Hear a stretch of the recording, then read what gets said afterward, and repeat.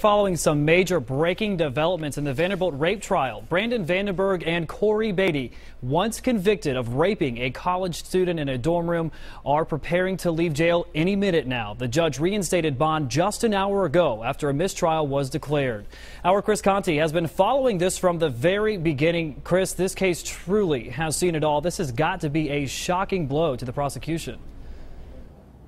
And Cuthbert, prosecutors pleaded with the judge here to consider that after the last 5 months in jail, both Vandenburg and Batey are flight risks. The judge, though, essentially had no other choice.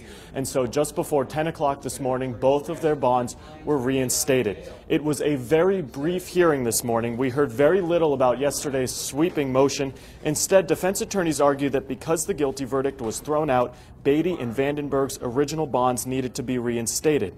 Both men will now be required to wear GPS tracking bracelets.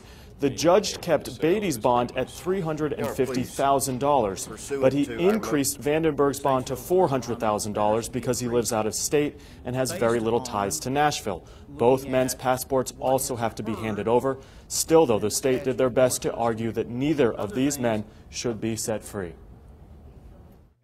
They know the consequences. Immediate bond revocation and penitentiary sentences. Submit that does increase the likelihood of flight. That knowledge that they now have, whether they had it before and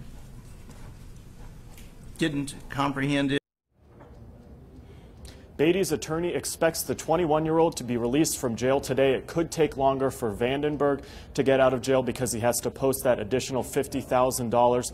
The victim, who was the victim in this case originally, was not here today to learn that both of the men who were once convicted of raping her are now being set free. We are live at the courthouse downtown. Chris Conti, News Channel 5 HD.